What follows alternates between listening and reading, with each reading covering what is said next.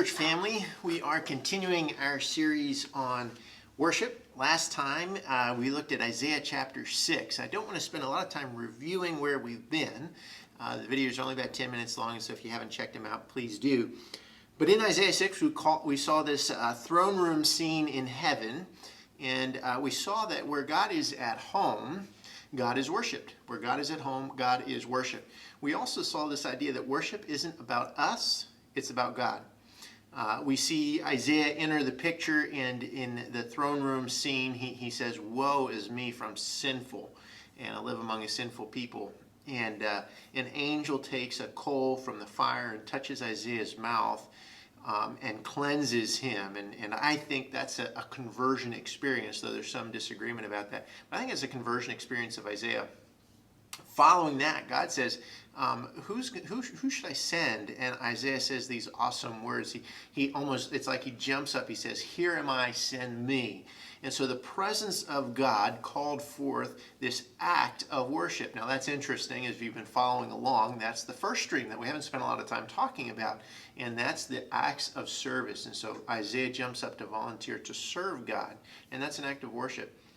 Distinct from the other stream of worship, which we've talked about, which is the direct address of adoration, of adoring God.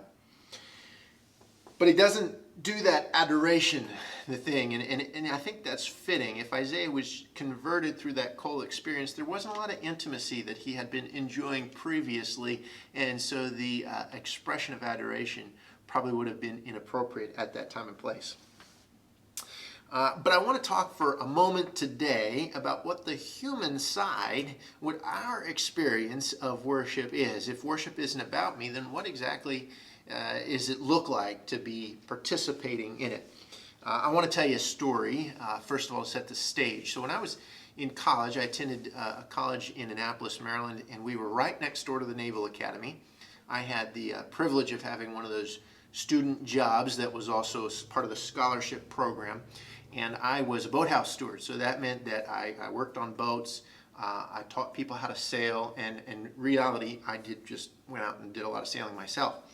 So it was in May. It was this beautiful sunny day, light breeze. It wasn't perfect for sailing, but it was a perfect day to be on the water. And so I went out. I had my brother with me, a couple friends. We got out on, I think it was a 24-foot Cape Dory. We start heading out into the main channel in the Severn River, right outside, right beside the Naval Academy. We didn't know this, but it was the graduation day for the Naval Academy. And so we're out there just getting into the main channel, and this police boat comes screaming up out of nowhere, sirens and lights, and pulls up alongside, and, "Hey, you can't be here." And what's this about? Well, the Blue Angels are performing at Navy's graduation, and they're doing low altitude flying right here over the channel. And you've got this mast on your sailboat, so you need to move to the side. Well, we weren't going to go any further than we needed to. So we got just where we could still legally sit, and I think we had the closest front row seat anyone's ever had to a Blue Angel air show, and it was incredible. I mean, I remember the noise, the thunder from those engines shaking my chest, shaking the whole boat, thundering. I mean, it was a front row seat, but we weren't sitting, we were standing, and man, the red, white, and blue, and the smoke, and they were so close. We could see the pilots through the cockpits, and I knew in that moment, as I saw those men, that I would never be cool. I mean, it was just an amazing experience. Had chills all over. It was an experience of transcendence. You've probably had something similar. Maybe you've been at a concert, and the band played the crowd favorite, and everyone was on their feet, and they were singing together, and I mean, just kind of get chills. Or I think often it happens at ball games when they play the national anthem, and everyone stands, and you hear thousands of voices singing along. And so there's a couple of characteristics behind this experience of transcendence, this thing that gives us chills. It's participating in something bigger than ourselves, something powerful, something awesome. We sing the anthem, and it's about pride in our nation, or things like that. Anyway, transcendence is something that I think applies to the context of worship. I have a book here by a guy named Alan Ross. He used to be a professor at the seminary I attended. And he writes about worship. It's a pretty long textbook, but it's a good read if you have the time. He says, for worship to be as glorious as it should be, for it to lift people out of their mundane cares and fill them with adoration and praise, for it to be the life-changing and life-defining experience it was designed to be, it must be inspired by a vision so great and so glorious that what we call worship will be transformed from a routine gathering into a transcendent meeting with the living God. When that happens, then we will be caught up in our spirits to join the heavenly choirs of saints and angels who even now are gathered around the throne of God. Thereafter, our hearts and minds will be filled with the hope of glory so that we may truly love and serve the Lord in this life. Without a sustaining vision of the Holy Lord of glory, what some call sublime worship very quickly digresses from the revealed design of worship that God desires and becomes routine, predictable, and even irrelevant. The starting point of any discussion of worship must be the object of worship, the Lord God himself, who is higher and more significant and far more glorious than life itself. This is the vision we need to inspire our worship. It is a vision that a world lost in sin needs in order to be reconciled with God.